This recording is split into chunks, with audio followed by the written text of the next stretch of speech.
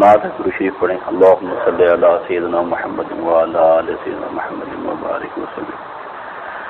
اللہم صلی علی سیدنا محمد وعلی آل سیدنا محمد وبارک وسلم. جہاں روضہ پاک خیر الورا ہے وہ جنت نہیں ہے تو پھر اور کیا ہے.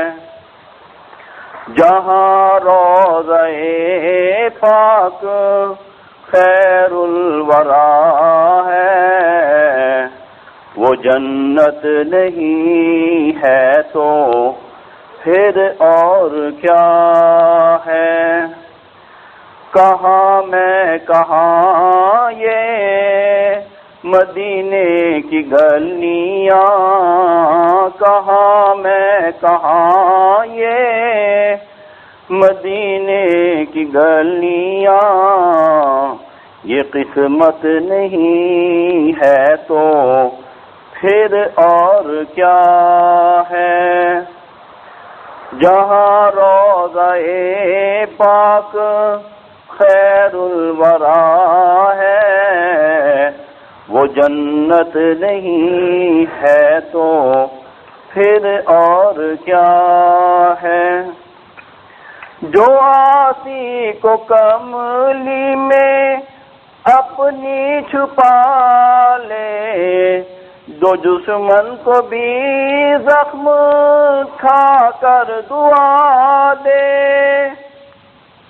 جو آسی کو کملی میں اپنی چھپا لے، جو دشمن کو بھی زخم کھا کر دعا دے، اسے اور کیا نام دے گا زمانہ، اسے اور کیا نام دے گا زمانہ. وہ رحمت نہیں ہے تو پھر اور کیا ہے. جہاں روضہ پاک خیر الورا ہے وہ جنت نہیں ہے تو پھر اور کیا ہے.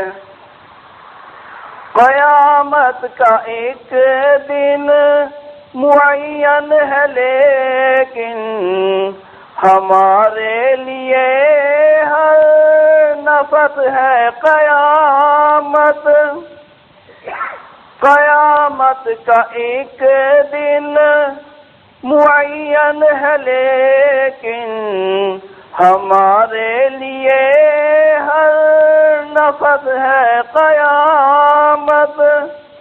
مدینے سے ہم جا نثاروں کی دوری، مدینے سے ہم جا نثاروں کی دوری، قیامت نہیں ہے تو پھر اور کیا ہے. جہاں روضہ پاک خیر الورا ہے وہ جنت نہیں ہے تو پھر اور کیا ہے. تم اقبال یہ نعت کہہ تو رہے ہو مگر یہ بھی سوچا کہ کیا کر رہے ہو. تم اقبال یہ نعت کہہ تو رہے ہو مگر یہ بھی سوچا کہ کیا کر رہے ہو. کہاں تم کہاں مدح ممدوح یزداں، کہاں تم کہاں مدح ممدوح یزداں. یہ جرت نہیں ہے تو پھر اور کیا ہے. جہاں روضہ پاک خیر الورا ہے، وہ جنت نہیں ہے تو پھر اور کیا ہے۔ نیکیاں بھی ہیں اور گناہ بھی ہیں۔ اب ایسے لوگ جب رمضان المبارک کے 10 روزے رکھ لیتے ہیں تو ان 10 روزوں کی رحمتیں اتنی برستی ہیں کہ ان لوگوں کے کبائر کو بھی اللہ تعالیٰ معاف فرما دے۔ لہذا دوسرے 10 دن جو ہیں وہ مغفرت کے ہیں، گناہوں کو معاف فرمانے کے۔ تیسری قسم کے لوگ وہ ہوتے ہیں جن کی زندگی میں غفلت زیادہ،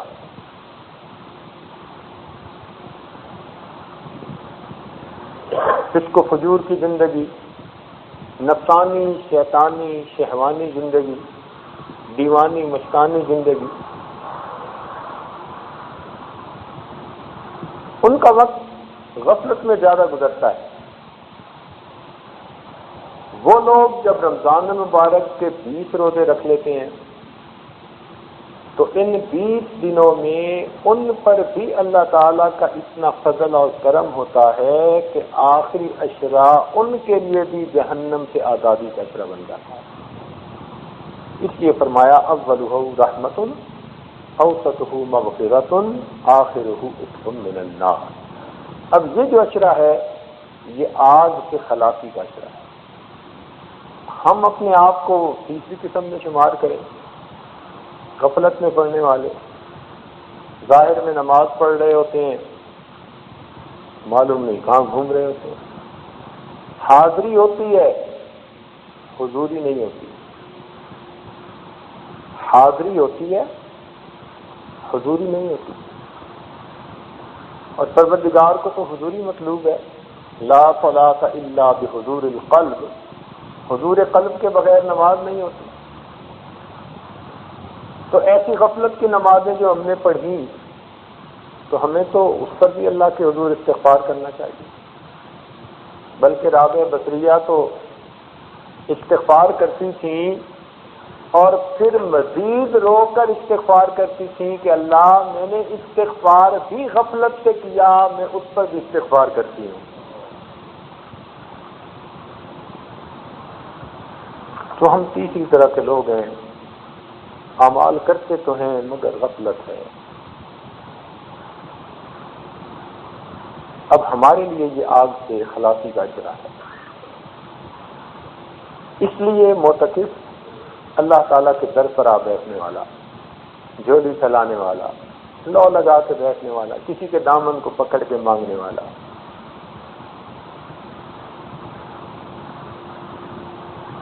اب یہ آخری عشرہ کے دن ہم نے مسجد میں گزارنے ہیں، اس کے لیے ایک نظام الاوقات بنا دیا گیا ہے، بہت ساری چیزوں کی رعایت کرتے ہوئے۔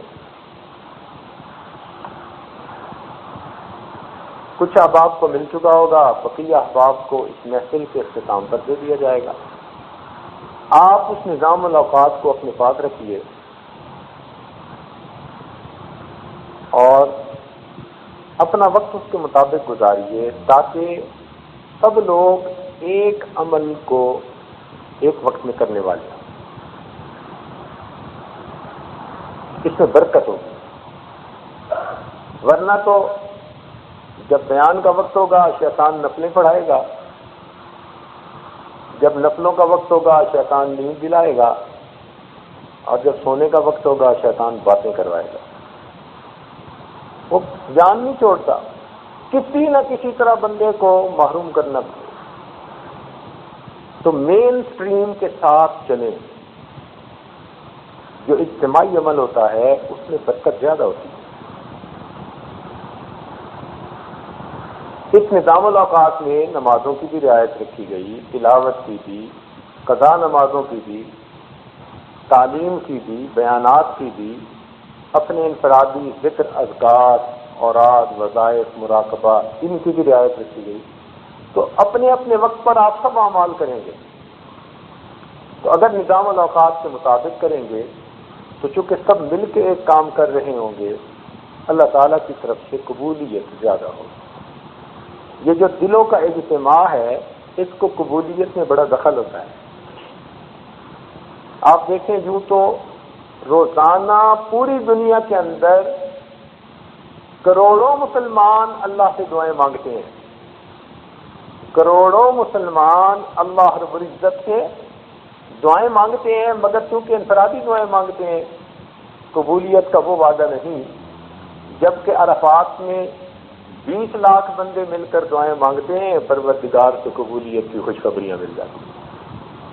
تو معلوم ہوا مل کے مانگنا، دلوں کا اکٹھا ہونا اللہ کے حضور قبولیت کے لیے زیادہ جو ہے تاثیر رکھتا ہے. تو اس لیے آپ سب حضرات جب مل کر ایک عمل کریں گے تو اس میں برکت ہوگی، قبولیت زیادہ ہوگی. ایک بزرگ جب دعا مانگتے تھے تو فرماتے تھے کہ یہ دعا قبول ہو گئی. کسی نے کہا کہ حضرت آپ کیسے کہتے ہیں کہ یہ دعا قبول ہو گئی؟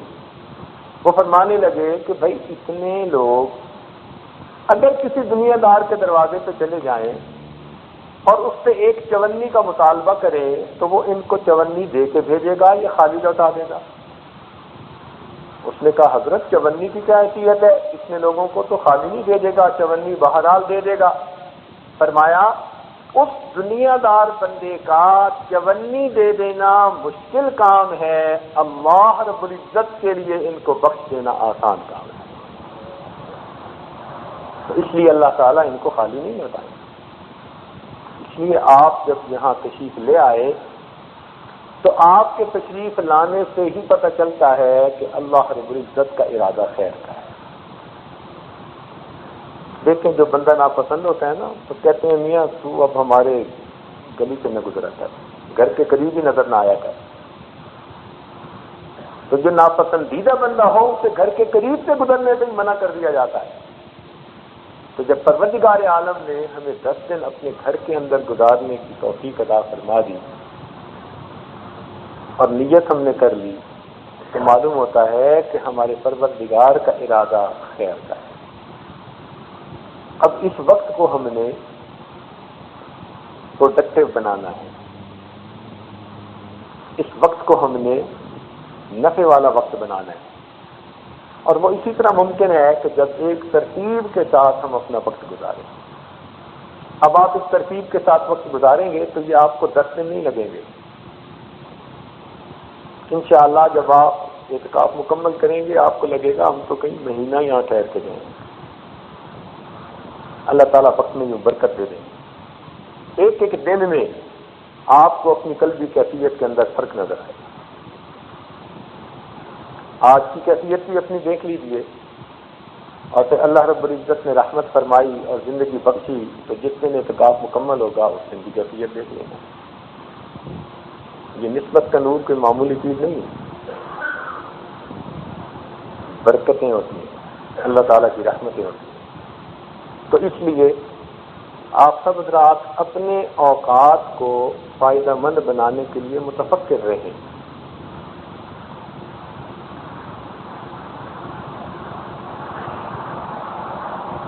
جب انفرادی اعمال کا وقت ہو تو اس وقت میں آپ باتوں میں نہ الجھیں. یہ ایک دوسرے سے تعارف کا وقت نہیں ہے، تبادلہ خیالات کا وقت نہیں ہے، یہ تبتل اختیار کرنے کا وقت ہے.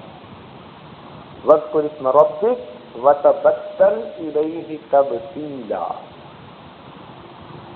تو تبتل کہتے ہیں انقطاع عن المخلوق کو.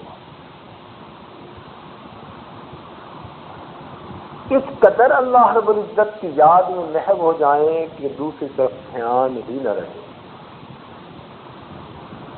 یہ مقصود ہے. جیسے فنا کی کیفیت ہوتی ہے نا کسی کے اوپر، بس یوں سمجھیں کہ یہ 10 دن تو ہم نے اس طرح اللہ کی یاد میں گزارے.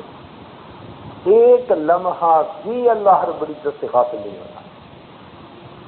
توجہ الی اللہ، رجوع الی اللہ، اسی کا دوسرا نام ہے ذکر اللہ. اس کو قلب منیب، قلب سلیم کہتے ہیں اور یہ اللہ رب العزت کو بہت پسندیدہ ہے. عبد منیب اللہ رب العزت کا پسندیدہ بندہ.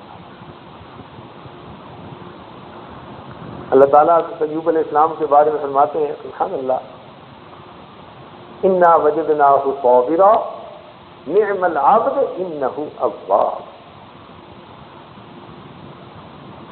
تو آپ نے یہ 10 دن اوابین کی کیفیت میں گزارے، ہر وقت رجوع اللہ، ادھر ادھر نہ دیکھیں کہ کون کیا کر رہا ہے. جس ماں کا جوان بیٹا مر جائے وہ یہ نہیں دیکھتی کہ کون رو رہا ہے یا کون نہیں رو رہا، اور اس کو رلانے کے لیے مرثی یا خاں کی ضرورت بھی نہیں ہوتی. اس کے دل پہ غم ایسا ہوتا ہے کہ بے اختیار اس کے آنسو نکل رہے ہوتے ہیں. تو ہم بھی یوں سمجھیں کہ پروردگار عالم، ہم نے زندگی کا اتنا وقت ضائع کر لیا، اب تیری رحمت متوجہ ہوئی اور ہمیں موقع ملا، تو اب تو ہمیں اس وقت کے فائدہ اٹھانے کی ضرورت ہے. کثرت کے ساتھ تلاوت کیجیے. 5 منٹ بھی بچ سکتے ہو تو اس کو کم نہ سمجھیں، وہ بھی بہت ہیں، اس کو بھی تلاوت میں گزاریں، ذکر میں نہیں.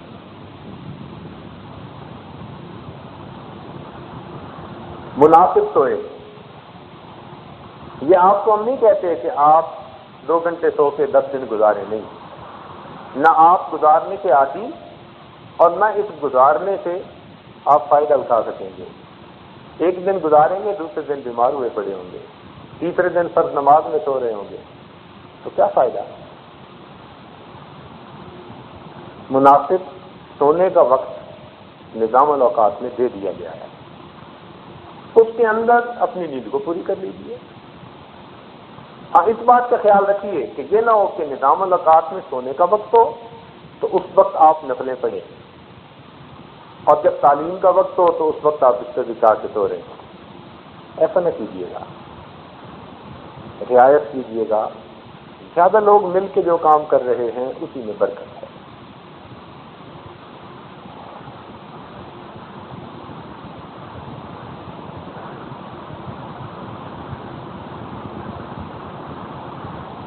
استغفار کثرت کے ساتھ کیجیے. 100 مرتبہ صبح اور شام تو کرتے ہی ہیں، اس سے زیادہ کیجیے ان دنوں میں. بھلے ہر نماز کے بعد ایک تسبیح کر لیجیے. اور اس کا بہترین طریقہ یہ ہے کہ نظام الاوقات میں اذان کا وقت مستقل دیا ہے اور پھر وقفے کے ساتھ نماز کا وقت دیا ہے. تو آپ پابندی یہ کریں کہ اذان کے وقت آپ باوضو ہوں اور اس وقت آپ سنتیں پڑھ کے نماز کے انتظار میں بیٹھ جائیں. نماز کے انتظار میں بیٹھنے والی سنت آج مفقود ہوتی چلی جا رہی ہے. اس سنت کو زندہ کرنے کی ضرورت ہے. یہ نہ دیکھنا گھڑی کہ ابھی تو 2 منٹ نماز میں ہیں، ابھی یہاں آ کے بیٹھنے کی کیا ضرورت ہے، ابھی ادھر بیٹھ کے باتیں کریں. نہ، ہمارے اسلاف کو 30 سال ایسے گزرے کہ جب بھی اذان ہوئی ہمیشہ وہ مسجد کے اندر ہوا کرتے تھے.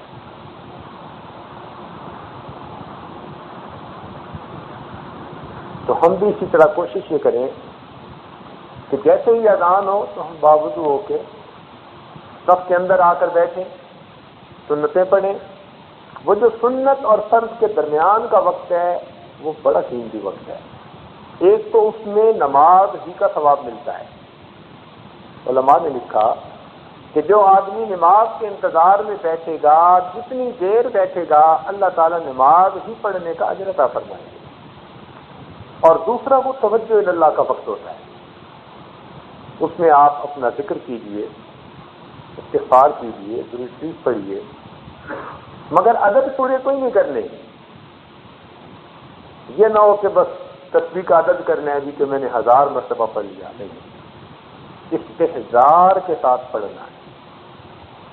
تھوڑا پڑھ لیں مگر پڑھیں توجہ کے ساتھ. استغفار ایسے کریں کہ دل نادم ہو اپنے گناہوں میں، نادم. ہمارے سلف صالحین کے حالات زندگی میں لکھا کہ وہ عشاء کے وضو سے فجر کی نماز پڑھتے تھے اور صبح کے وقت اتنی ندامت سے استغفار کرتے تھے جیسے کہ کوئی شخص پوری رات کبیرہ گناہ کا مرتکب ہوتا رہا ہے.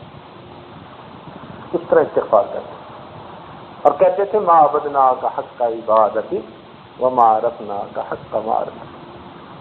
وہ کرتے بھی تھے، روتے بھی تھے. تو ہم بھی استغفار کریں اور ندامت کے ساتھ.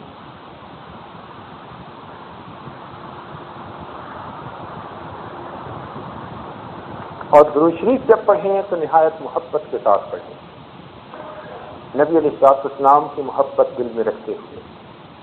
جیسے بہت بڑے محسن کو ایک آدمی کچھ حقیر سا ہدیہ پیش کرتا ہے تو اپنے چھوٹے ہونے کا احساس بھی ہوتا ہے، محسن کے بڑے ہونے کا احساس بھی ہوتا ہے، اور دل میں ہوتا ہے کہ اللہ کرے یہ قبول کر لے. تو ہم اس طرح درود مجید، درود پاک کا تحفہ نبی اسلام کی خدمت میں روز بھیجا گیا. مولانا محمد علی جوہر رحمۃ اللہ علیہ نے فرمایا، بے مایا تہی لیکن شاید وہ بلا بھیجے. بے مایا تہی لیکن شاید وہ بلا بھیجیں، بھیجی ہے درودوں کی کچھ ہم نے بھی سوغاتیں. ہم نے بھی کچھ درودوں کی سوغاتیں بھیجی ہیں. جیسے قریبی رشتہ داروں کے ہاں کوئی رشتہ کرنا ہونا تو پھر پھل بھی بھیجنے ہو نا تو ٹوکری کو گفٹ پیک کر کے بھیجتے ہیں. تو آپ بھی درود پاک کو محبت کی گفٹ پیکنگ کر کے بھیجیں، انشاءاللہ برکتیں ہوں. تو استغفار کریں ندامت کے ساتھ اور درود شریف پڑھیں نہایت محبت کے ساتھ. کئی دوست پوچھتے ہیں جی کہ ہم استغفار پہلے پڑھیں یا درود شریف پہلے پڑھیں. جو چاہیں پڑھ لیں، لیکن ایک بات ذہن میں رکھیں کہ استغفار کی مثال کپڑے کو صابن لگا کر دھونے کی مانند ہے، اور درود شریف کی مثال کپڑے کو پرفیوم لگانے کی مانند ہے. اب پہلے کیا کام کرتے ہیں؟ پہلے پرفیوم لگا کے بعد میں اس کو دھوتے ہیں. تو اس لیے پہلے استغفار کر لیجئے تاکہ دل دھل جائے، پھر دھلے دل کے ساتھ محبوب کی خدمت میں تحفے دے دیے. قرآن مجید کو محبت کے ساتھ پڑھیے.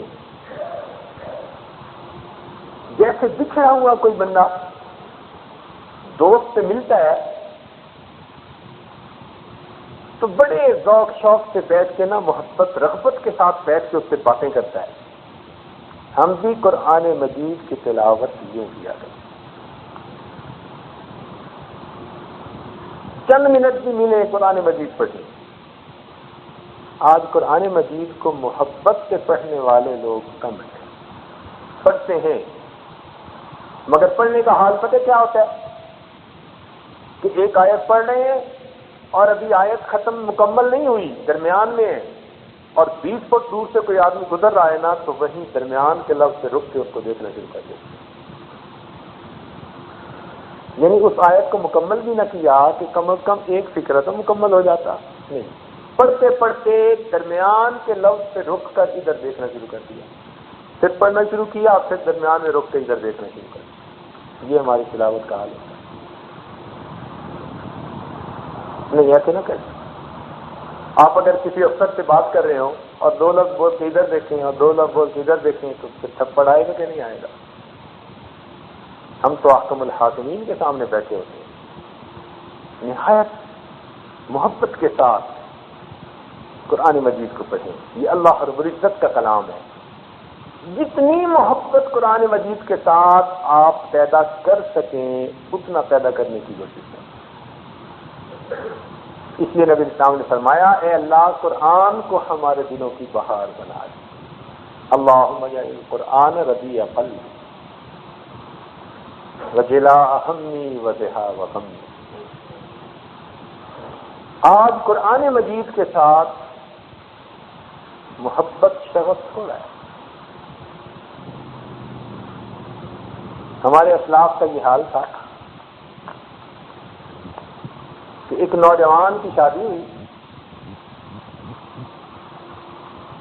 مستحب ہے کہ جو پہلی رات ہو، شب دفاق ہو، اس میں خاوند بھی 2 رکعت نفل پڑھے اور بیوی بھی 2 رکعت نفل پڑھے، اللہ سے دعائیں مانگے۔ اب بیوی نے تو 2 رکعت جلدی سے پڑھ لی، اور میاں جو پڑھنے کھڑے ہوئے تو انہوں نے قرآن پاک کی کوئی ایسی صورت شروع کر دی کہ بس پڑھنے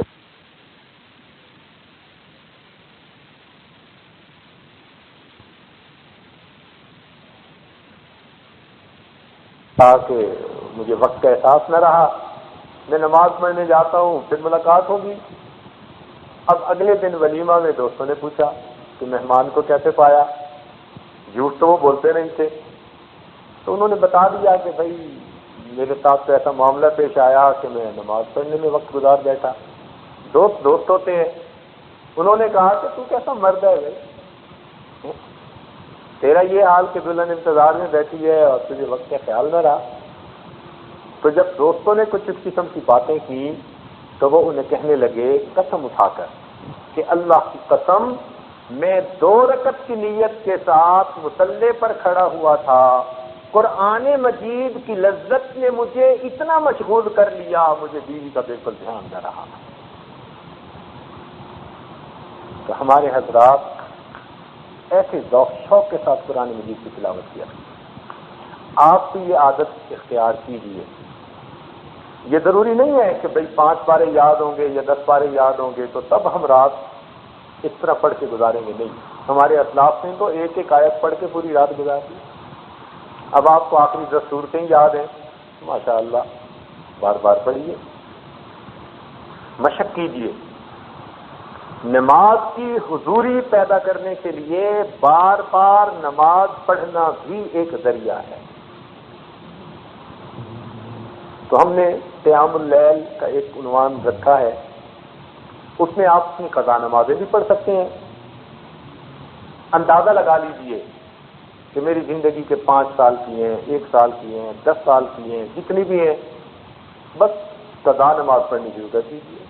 جس کی قضا نماز باقی ہو وہ نفل کی نیت کرنے کی بجائے ہمیشہ قضا نماز پڑھے، حتیٰ کہ تہجد کے وقت میں بھی وہ قضا نماز پڑھے گا، اللہ تعالیٰ قضا نماز کا بھی اجر دیں گے، تہجد پڑھنے کا بھی اجر عطا فرما دیں گے۔ اشراق، اوابین، چاش، تمام ان اوقات میں وہ قضا نماز پوری کرے۔ دیکھیں نا، جس کے دن میں زکوٰۃ باقی ہو تو وہ نفل صدقہ دیتا پھرے تو کون سب کو قبول کرے؟ یا یوں سمجھ لیجئے کہ ایک آدمی نے میرا نہیں، آپ کا 1 لاکھ روپیہ قرض دینا ہے، اور وہ آپ کو 1,00,000 روپیہ قرض تو دیتا نہیں مگر 5 روپے کا یا کبھی 10 روپے کا ہدیہ بھیج دیتا ہے۔ آپ کیا کہیں گے؟ مجھے تیرے ہدیے کی ضرورت نہیں، قرض دو۔ تو جب فرض نمازیں باقی ہیں تو پھر نفلوں کی نیت نہیں کرنی، صرف قضا نماز کی نیت کرنی ہے۔ حتیٰ کہ فقہاء نے لکھا کہ جو فرض نمازوں کے ساتھ نوافل ہیں ان میں بھی نوافل کی بجائے فرض نماز جو قضا ہے اس کی نیت کرنی ہے۔ تاہم یہ مسائل آپ کو مختلف اوقات میں بتاتے رہیں گے، انفرادی طور سے کوئی مسئلہ پیش آئے تو آپ پوچھ بھی سکتے ہیں۔ تاہم یہ کوشش کیجئے کہ اس وقت میں بھلے سورہ اخلاص پڑھ رہے ہیں یا کوئی اور سورت پڑھ رہے ہیں یا کسی کو سورہ یاسین یاد ہے یا سورہ ملک یاد ہے، تو بس ان صورتوں کو بار بار آپ پڑھتے رہیے۔ نوافل کے اندر آپ پڑھ سکتے ہیں، بار بار پڑھنے کے مزے لیجیے، کوشش کیجیے۔ ایک بات ذرا دل کے کانوں سے سنیے گا، بڑی قیمتی بات ہے۔ ایک بات ذرا دل کے کانوں سے سنیے گا، بڑی قیمتی بات ہے اور بڑے قیمتی بزرگ حضرت مجدد الثانی رحمۃ اللہ علیہ نے اپنے مقاصد میں ایک جگہ لکھا ہے، وہ فرماتے ہیں کہ انسان دنیا میں نماز پڑھتے ہوئے جتنے خیالات اپنے ذہن میں محسوس کرے گا، قیامت کے دن اگر اس کو اللہ کا دیدار ہو بھی گیا تو اتنے پردوں کے ساتھ اللہ کا دیدار ہوگا۔ نماز میں آنے والا ہر خیال اور وسوسہ اللہ کے چہرے انور کے اوپر ایک پردہ بن جائے. بے پردہ دیدار ان کو نصیب ہوگا. ان تعبد اللہ کأنک تراہ. تو اس لیے بغیر خیال اور خطرے کے نماز پڑھنے کی مشق کرنی ہے. اپنی نمازوں کو بنانے ہم نے ایسی نماز ہو کہ جس میں کوئی بھی باہر کا خیال نہ آئے. حدیث پاک میں آتا ہے غفر لہ ما تقدم من ذنبہ من صلی رکعتین. 2 رکعتیں جس نے ایسی پڑھ لی اللہ تعالیٰ پچھلے سب گناہوں کو معاف فرما دے. تو ہم ایسی نماز پڑھنے کی مشق کریں گے. ویسے بھی ایک وقت ہم متعین کر لیں گے, اس میں اس عاجز کا ارادہ یہی ہے کہ ہمارا عنوان ہی یہی چلے گا 9-10 دن شروع سے لے کے آخر تک, کہ ہم اپنی نماز میں خشوع خضوع کیسے پیدا کریں. عنوان ہی یہی ہوگا. پورے 10 دن اس وقت میں اسی کے متعلق بات ہوگی.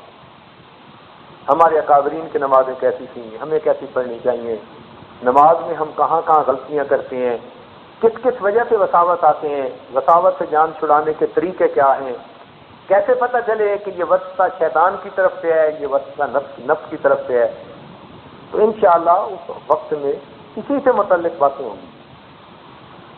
مقصود کیا ہے کہ یہ 10 دن جو اللہ تعالیٰ نے عزت سے عطا فرمائے, ہم اس کو قیمتی بنانے کی کوشش کریں اور ہماری نماز سنور جائے.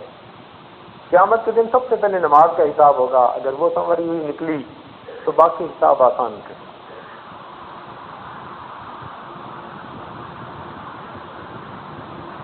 تو اس کے لیے آپ یہ کر سکتے ہیں کہ جب آپ کو وقت ملے اور بتایا جائے کہ یہ بھائی قیام اللیل کا وقت ہے, تو بس آپ کوئی ادھر کھڑا ہو, کوئی ادھر کھڑا ہو, کوئی ادھر کھڑا ہو, ایک دوسرے کی فکر نہ کریں, اپنی فکر کریں.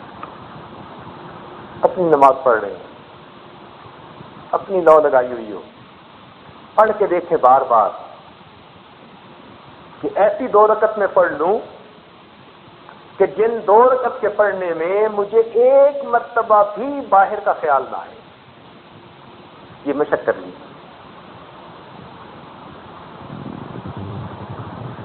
اور ان دنوں میں گناہوں سے بھی بچیں, گناہ کے وقت سے بھی بچیں. گناہوں سے بچنے کا کیا مطلب کہ غیبت سے بچیں. کئی مرتبہ بڑی محبت سے غیبت کرتے ہیں. آپ کوشش کریں تیسرے بندے کی بات ہی نہ چھیڑے. آسان طریقہ, یا اپنی بات ہو یا سامنے والے کی بات ہو, بس تیسرے کی بات ہی نہ چھیڑیں. ساری عمر تو ہم تیسروں کی باتیں سنتے رہے,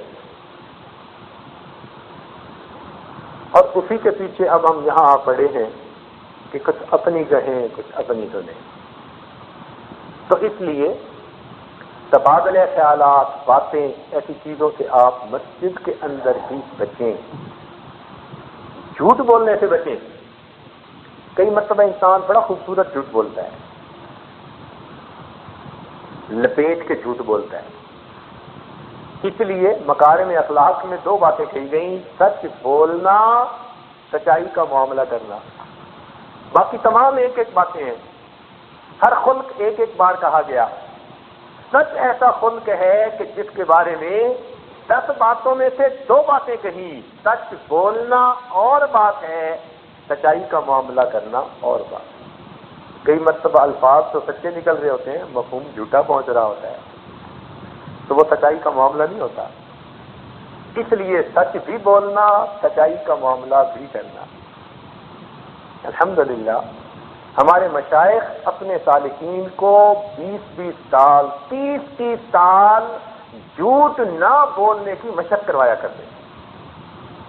ایک تو ہوتا ہے نا سچ بولنا, نہیں جھوٹ نہ بولنا. آپ اس بات پہ غور کیجئے گا ذرا.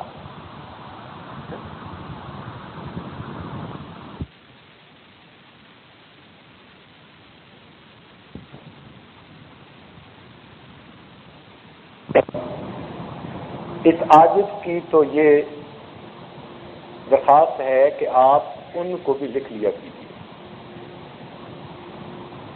ان کو بھی لکھ لیا کیجیے. ہم بہت قیمتی باتوں کو سن کے کچھ عرصے کے بعد بھول جاتے ہیں، علم کو ضائع کر دیتے ہیں. اس میں کوئی شرم نہ کیجیے. ایک ڈائری بنائیے، پاکٹ سائز، جو باتیں کہی جاتی ہیں باقاعدہ نوٹ کیجیے. یہ ہمارے اسلاف کا معمول رہا، اکابر کا معمول رہا ہے. یہ تو اس دور کا معاملہ ہے کہ بھئی اب لکھنے کی عادت نہیں رہی، ورنہ تو علم بالقلم، بات ہی ہے قلم کے ذریعے علم سے ہوئی. تو قلم کے ساتھ جو علم حاصل کیا جاتا ہے وہ مضبوط کی بجائے اضبط ہوا کرتا ہے، پکا ہوتا ہے. یا تو ہمارے ذہن میں اللہ نے حافظہ اتنا دیا ہو، یادداشت اتنی دی ہو کہ ہم محفل میں بیٹھ کے باتیں سنیں اور پھر علیحدگی میں جا کر اس کو لکھ لیں. اور اگر ایک کے بعد دوسری بات بھول جاتی ہے تو پھر قیمتی باتوں کو ہم اس طرح ضائع نہ کریں، معلوم نہیں پھر کبھی سننے کا موقع ملے یا نہ ملے. اپنی بیاض بنائیے، ڈائری بنائیے، اس کے بڑے فائدے ہیں. اس لیے کہ یہ محفلوں میں آپ جو ہنٹس لکھیں گے، نوٹ لکھیں گے، جب کبھی گھر بیٹھ کر اس کو آپ کھولیں گے نا تو چند ہنٹس دیکھ کر آپ کو یوں محسوس ہوگا کہ اس محفل کی برکتیں پھر تازہ ہو گئی.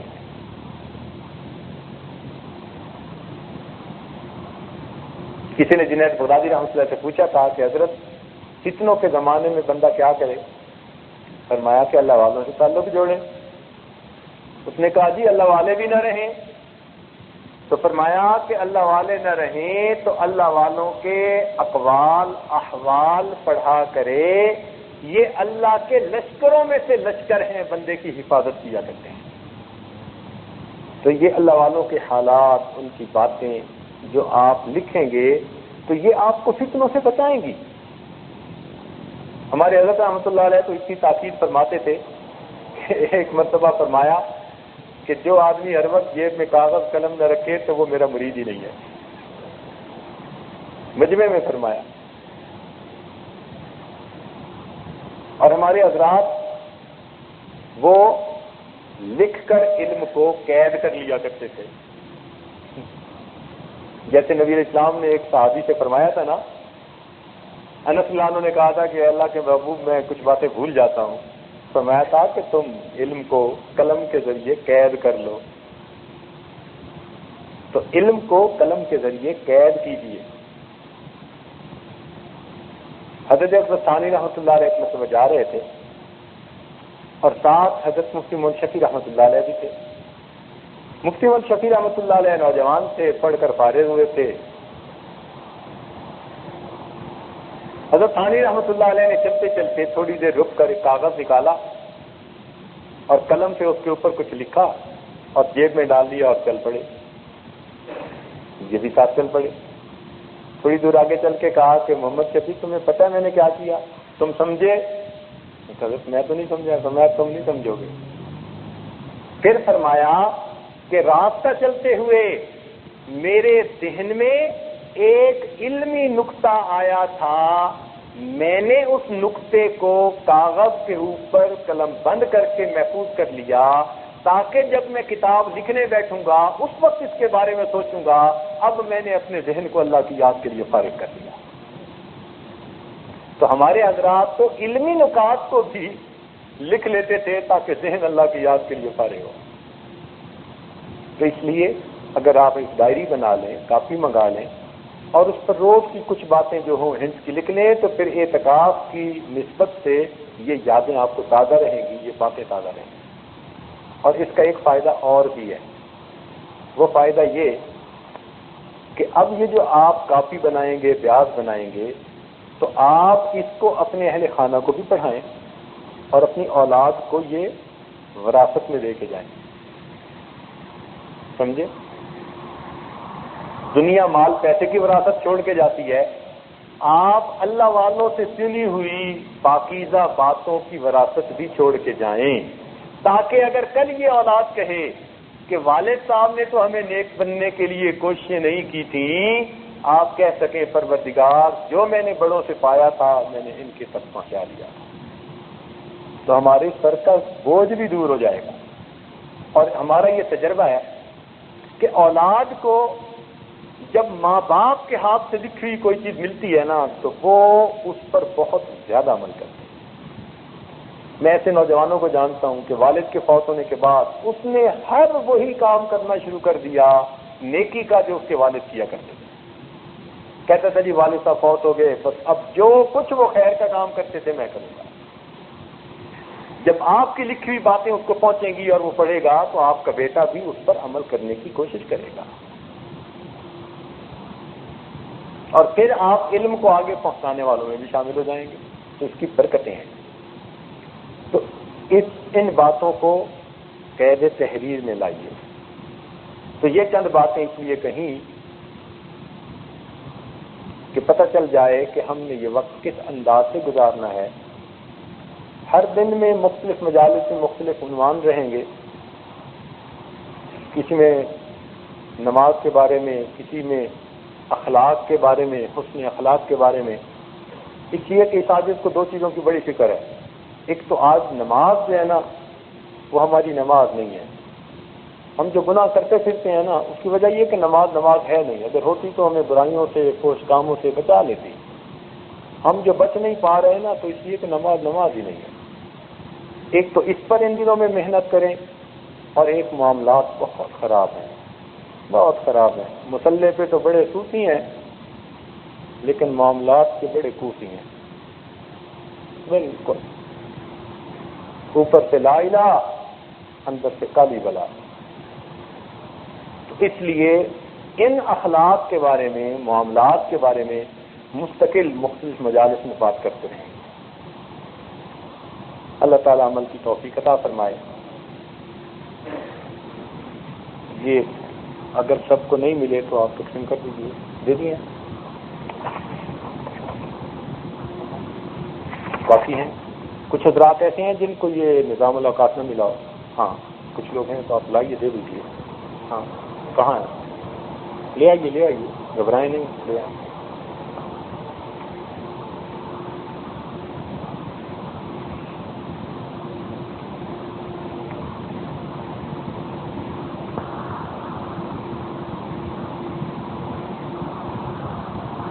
ہم ہیں نہیں 24 گھنٹے رہ سکتے تو وہ حضرات دفتر سے یہاں تشریف لائیں اور یہیں سے تیار ہو کے دفتر چلے جائیں.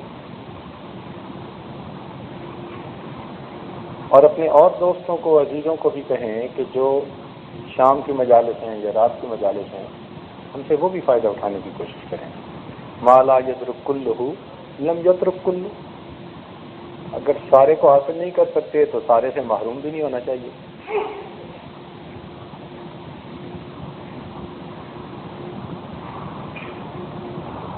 3 بجے اٹھیں گے اور آدھا گھنٹہ ان میں تہجد کے لیے رکھا گیا ہے. پھر اس کے بعد 3:30 سے 4:10 تک 40 منٹس ہیں، یہ سحری میں گزاریں گے. پھر فجر کی اذان ہوگی، پھر فجر کی نماز ہوگی. 4:50 سے 5:50 کا جو 1 گھنٹہ ہے یہ اپنے معمولات کی ہیں، انفرادی معمولات. اس میں آپ اپنے اوراد و وظائف کر سکتے ہیں، تسبیحات پڑھ سکتے ہیں، مشائخ نے مراقبہ بتایا ہے تو وہ کریں، یا تسبیحات بتائی ہیں تو وہ کیجئے. پاس انفاس جو آپ کو ذکر بتایا گیا ہے آپ وہ کیجئے. یہ 1 گھنٹہ آپ خوب ذکر میں لگائیے. فجر کا وقت تو بڑا نورانی وقت ہوتا ہے. تقسیم ہو گئے جی. کل مزید کاپی کروا کے اور بھی تقسیم کر دی جائیں گی. یہ تو 6 بجے تک گویا یہ 3 گھنٹے. 3 بجے اٹھیں گے اور تہجد کے لیے، اور 3 سے لے کے 6 بجے تک کے یہ 3 گھنٹے بہرحال کسی نہ کسی عبادت میں ہمارے گزریں گے. 3 گھنٹے گزرنے کے بعد پھر ہم نے 3 ہی گھنٹے کا نیب رکھا.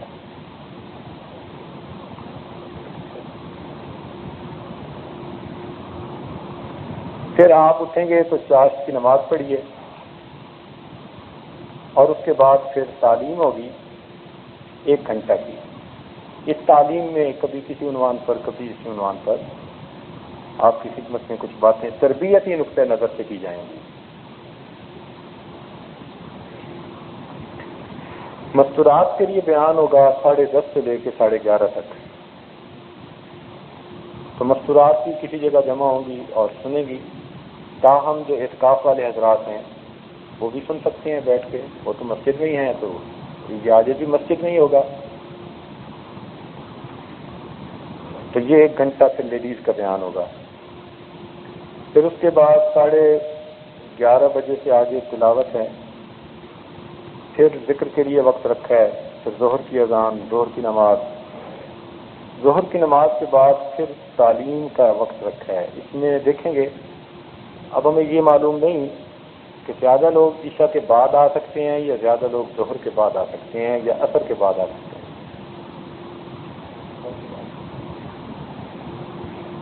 عصر کے بعد زیادہ لوگ آئیں گے۔ بہرحال جس وقت بھی زیادہ لوگ آ سکیں گے تو اس وقت میں یہ عاجز انشاءاللہ کچھ واضح و نصیحت کر دے گا، تو بیان کا وقت وہ رکھ لیں گے جب زیادہ لوگ آئیں گے، تاکہ زیادہ لوگوں کو فائدہ پہنچے۔ اور دوسرے وقت میں پھر ہم اپنی مجالس جاری رکھیں گے۔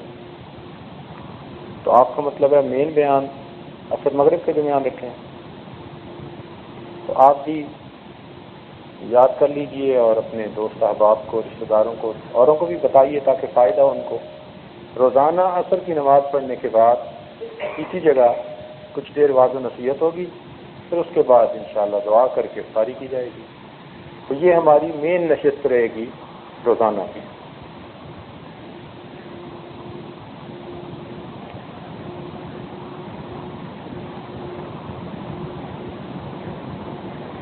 عصر صلاۃ، پھر بیان، دعا، پھر افطار، مغرب اوابین،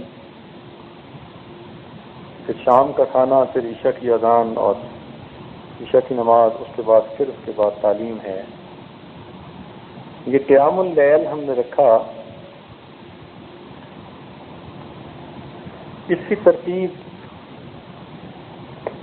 چونکہ یہاں پہلے ہے نہیں، اس لیے ہم بہت ہی ہلکی پھلکی رکھیں گے۔ الحمدللہ اس عاجز کے ہاں تو رمضان مبارک میں تراویح کے 3 ختم کا معمول پچھلے تقریباً 30 سال سے ہے۔ الحمدللہ ہر عشرے میں 1 قرآن مجید تراویح میں مکمل ہوتا ہے۔ نیو یارک میں ہمارا یہ معمول ہے کہ ہم 1 ختم کرتے ہیں تراویح میں 27 شب کو، اور 1 ختم ہم شروع کرتے ہیں 21 کی شب کو۔ وہ یوں کرتے ہیں کہ ایک حافظ صاحب اپنی 4 یا 8 تراویح وہ بچا لیتے ہیں، وہ نہیں پڑھتے جماعت کے ساتھ، اور جب سب لوگ پڑھ کے تراویح چلے جاتے ہیں، صرف اعتکاف والے رہ جاتے ہیں، یا لوگوں میں سے بھی کوئی اگر جاگنا چاہے تو پھر وہ حافظ صاحب اپنی 8 تراویح پڑھتے ہیں یا 4 تراویح جتنے بھی وہ چھوڑیں، وہ تراویح کی نیت کرتے ہیں اور پیچھے اس کے لوگ نفل کی نیت کر سکتے ہیں، اور شرعاً اس میں کوئی حرج بھی نہیں ہے۔ تو ان کی تراویح کی نماز ہوئی اور ہماری نفل کی نماز ہوئی، اور اس میں وہ پھر 1 پارہ، 2 پارے، 3 پارے جتنا چاہیں وہ پڑھتے ہیں۔ تو یہ ختم فقط آخری 9 دنوں کے اندر کیا جاتا ہے۔ الحمدللہ نیو یارک جیسے ماحول میں یونیورسٹیوں کے نوجوان بڑے شوق سے آتے ہیں اور ان 8-10 دنوں میں تراویح کے علاوہ پورے قرآن پاک کو نماز کے اندر سنتے ہیں۔ تو نیو یارک میں تو ہمارا یہ معمول ہے، لیکن یہاں پر ہم نے 1 گھنٹہ رکھا۔ اب اس 1 گھنٹے میں یہ بھی ہو سکتا ہے کہ ہم آدھا گھنٹہ اپنا جو نماز پڑھنے کے بارے میں بھی بتایا کہ اپنے اپنے نفل کی نیت کر کے اس میں جو صورت یاد ہو اس کو بار بار پڑھی جائے، لمبا قیام، لمبا رکوع، لمبا سجدہ، جیسے ہمارے اسلاف کی زندگیوں میں ہے اس کی مشق کی جائے۔ تو آدھا گھنٹہ ہم اس میں گزار لیں، اور آدھا گھنٹہ یہ بھی ممکن ہے کہ اگر کوئی حافظ صاحب اچھے پڑھنے والے ہم پر مہربانی کر کے تو اگر 4 رکعت اپنی جو ہے بچا لیا کریں اور 4 رکعت میں ہمیں آدھا پارہ سنا دیا کریں، تو اتنی بڑی بات تو نہیں ہے 4 رکعت میں آدھا پارہ، آدھا گھنٹہ، تو یہ بھی ایک صورت ہو سکتی ہے۔ کیونکہ ہم نے یہ دیکھا ہے کہ اگر سارا انفرادی معمول رکھ دینا تو سب بیٹھے ہوتے ہیں. جی ہاں، وہ قیام اللیل میں انشاءاللہ وہ مقام اللیل بن جاتا ہے. تو کچھ وقت اس کا ایسا ہو کہ جو نفس پہ ذرا بوجھ پڑے، مجاہدہ کرنا پڑے.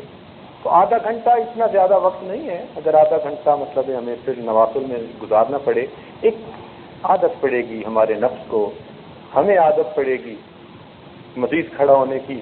اس قیام اللیل کا بڑا فائدہ تو ہمیں یہ محسوس ہوتا ہے کہ اس کے بعد تراویح جو ہے بوجھ نظر نہیں آتی. یہ 4 رکعت ایسی ہیں کہ جن حضرات کو یہ 4 رکعت پڑھنے کا شوق ہو جائے نا، پھر رمضان المبارک کی جو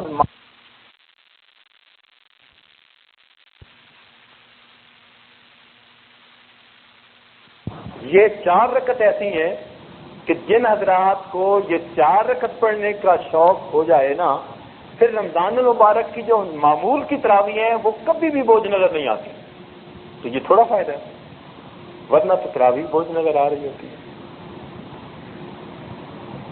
تو آپ حضرات اس میں کیا فرماتے ہیں؟ چونکہ مجھے تو یہاں کے معمول کا نہیں اندازہ.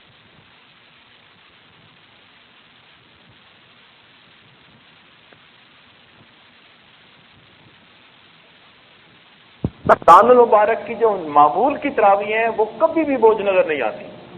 تو یہ تھوڑا فائدہ ہے، ورنہ تو تراویح بوجھ نظر آ رہی ہوتی ہے. تو آپ حضرات اس میں کیا فرماتے ہیں؟ چونکہ مجھے تو یہاں کے معمول کا نہیں اندازہ، اس لیے میں آپ کو مشورہ اس میں شامل کرنا چاہ رہا ہوں.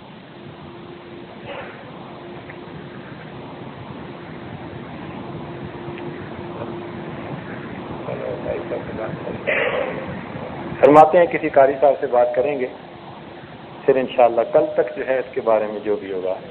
تاہم آدھا گھنٹہ جو اپنا ہے وہ لگائیں ہی صحیح. یہ بھی ہو سکتا ہے کہ 2 حافظ صاحب 2 رکعت پڑھا دیں، یا 4 حافظ صاحب جیسے پڑھاتے ہیں تو 2 رکعت اس کے بعد یہ اپنی پڑھا دیا کریں. یہ بھی ہو سکتا ہے کہ ایک حافظ پر زیادہ بوجھ نہ آئے، اس میں بلکہ زیادہ آسانی ہو جائے گی سب کے لیے.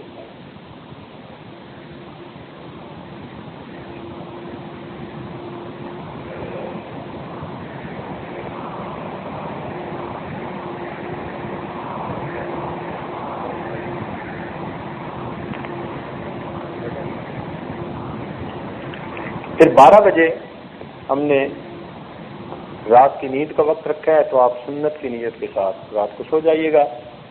یہ رات کا سونا بھی باقی اوقات میں جاگنے کا سبب بنے گا، تو پھر اس سونے پر بھی اجر ملے گا. سونے پر بھی اجر ملے گا. اس کی مثال ایسے ہے کہ جیسے بیٹری استعمال ہوتی رہے تو پھر اس کو چارجنگ پہ لگاتے ہیں، تو چارجنگ پہ لگانا بھی اس کا فائدہ ہوتا ہے. اگر چارجنگ پہ نہیں لگائیں گے تو پھر دوبارہ بیٹری نہیں چلے گی. علماء نے لکھا ہے نوم العلماء عبادت، کہ علماء کی نیند عبادت ہوتی ہے. وہ کیسے بھائی؟ علماء کی نیند عبادت ہوتی ہے، یہ کیسے؟ تو اس کی مثال سن لیجیے کہ آپ اگر کسی کارپینٹر کو گھر لائیں کام کروانے کے لیے، اور وہ کارپینٹر لکڑی کا سارا کام کر رہا ہو، اور کرتے کرتے اس کا وہ پرزہ کند ہو جائے اور اسے تیز کرنے کی ضرورت پیش آئے، تو جتنی دیر وہ پرزے کو تیز کرنے میں لگائے گا وہ وقت بھی اس کا مزدوری میں شامل ہوگا. حالانکہ مزدوری کر نہیں رہا، لکڑی کا کام نہیں کر رہا، وہ تو پرزے ٹھیک کر رہا ہے. تو پرزہ خراب ہو جائے کام کے دوران، تو اس پرزے کو ٹھیک کرنے میں جتنا وقت لگتا ہے وہ بھی مزدوری میں شمار کیا جاتا ہے. اسی طرح علماء کرام دین کا کام کرتے ہیں، کیونکہ بدن تھک جاتا ہے اس کو فریش کرنے کے لیے سو جاتے ہیں. اللہ سونے کو بھی عبادت میں شمار کروا دیتے ہیں. تو اس لیے اگر رات کا سونا ہے تو اس کو بھی اہم کام سمجھ کے پھر سو جائیں. 3 گھنٹے کی نیند انشاءاللہ رات میں مل جائے گی، 3 گھنٹے کی پھر دن میں مل جائے گی، تو مناسب ہے. اگر کسی کی نیند کم ہو تو اتنا سونا ضروری نہیں ہے. ہم نے وقت رکھ دیا ہے، چونکہ کمزور کو دیکھ کر پلاننگ تو اسی طرح کی جاتی ہے نا جی. کہ ہر بندہ اس پر عمل کر سکے. کچھ دوست ایسے ہوں گے کہ جن کی نیند کم ہے اور وہ محسوس کرتے ہیں کہ ان کی طبیعت کا تقاضا پورا ہو گیا، جسم کا تقاضا پورا ہو گیا، تو اس میں وہ اپنے انفرادی اعمال کر سکتے ہیں.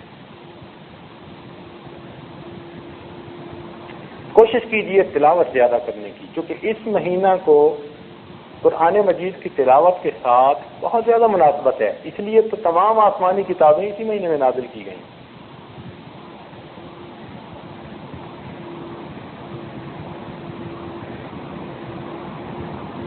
امام اعظم رحمۃ اللہ علیہ رمضان مبارک میں 63 مرتبہ قرآن مجید مکمل پڑھا کرتے تھے. سبحان اللہ. ایک دن میں، ایک رات میں، تو 30 ضرب 260 اور 3 تراویح میں تو 63 مرتبہ قرآن پاک پڑھا کرتے تھے. اور عشاء کے وضو سے فجر کی نماز پڑھتے تھے. 40 سال تک ان کا یہ معمول رہا. اس عاجز نے ایک مرتبہ امریکہ میں ایک جگہ یہی بات کر دی کہ امام اعظم رحمۃ اللہ علیہ نے 40 سال عشاء کے وضو سے فجر کی نماز پڑھی. تو وہاں چند حضرات بیٹھے ہوئے تھے جو کہتے ہیں کہ ہمیں کسی کو امام ماننے کی کیا ضرورت ہے، ہم خود امام ہیں. ان کا ہر بندہ امام ہوتا ہے. تو وہ آگے کہنے لگے جی آپ نے یہ بات کیسے کر دی؟ کیوں نہ کریں بھائی. کہنے لگا جی 40 سال تک وہ رات کو سوئے ہی نہیں. پھر کہنے لگے جی 40 سال انہوں نے بیوی کے حقوق ہی ادا نہیں کیے. ان بیچاروں کو اس کی بڑی فکر تھی کہ جی 40 سال بیوی کے حقوق ہی ادا نہیں کیے. بھائی رات کا اس میں کہیں لکھا ہوا ہے، کنڈیشن لگی ہوئی ہے، شرط لگی ہوئی ہے کہ حقوق ادا کرنے کے لیے رات کا ہونا ضروری ہے. کہنے لگے جی یہ کیسے ہو سکتا ہے. پھر اسے بات سمجھائی. چونکہ اکثر یہ اعتراض کر دیتے ہیں نا امام اعظم رحمۃ اللہ علیہ پر، اور مجھے ان سے اتنی محبت ہے کہ جو امام اعظم پر بات کرے میں اس بندے کی جان نہیں چھوڑتا جب تک وہ توبہ نہیں کرتا اس بات سے. تو پھر اسے میں نے سمجھایا، کہا کہ بھائی دیکھو عرف میں ایک بات کی جاتی ہے اور عرف میں جو بات کی جائے اس کو اسی طرح قبول کیا جاتا ہے. اس کی مثال یوں سمجھ لیجیے کہ ایک صاحب نے علم حاصل کیا، پھر مدرسے میں پڑھانا شروع کر دیا. اب اسی میں ان کی زندگی گزر گئی حتیٰ کہ وفات ہو گئی. اب ان کی وفات پر لوگ کہتے ہیں اور جی انہوں نے تو پڑھنے پڑھانے میں ساری عمر گزار دی. کہتے ہیں نا ساری عمر پڑھنے پڑھانے میں گزار دی. اب جب کہہ رہے ہوتے ہیں کہ ساری عمر پڑھنے پڑھانے میں گزار دی تو اس کا کیا مطلب؟ کبھی چھٹی نہیں کی تھی، کبھی بیمار نہیں ہوئے تھے.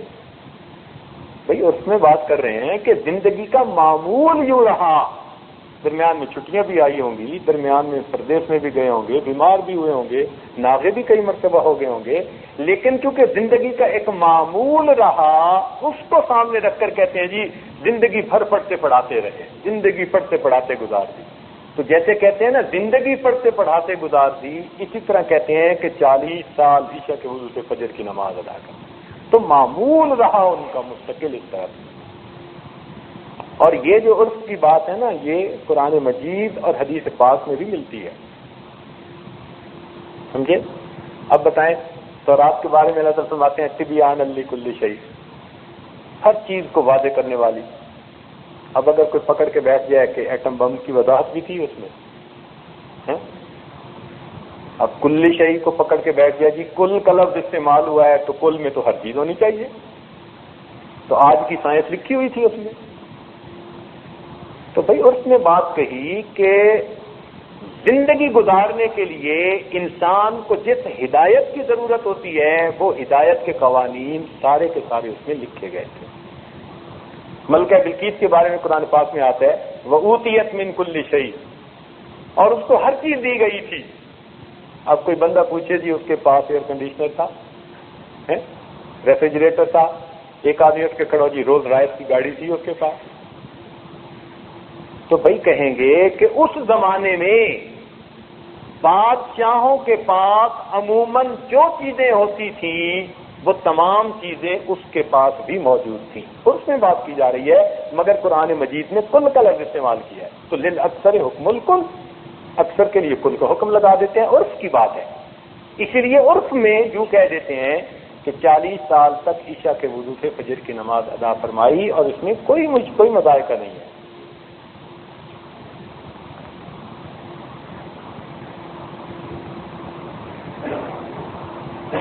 تو 63 قرآن مجید رمضان مبارک میں پڑھا کرتے تھے. سبحان اللہ. ان حضرات کا عجیب معمول تھا.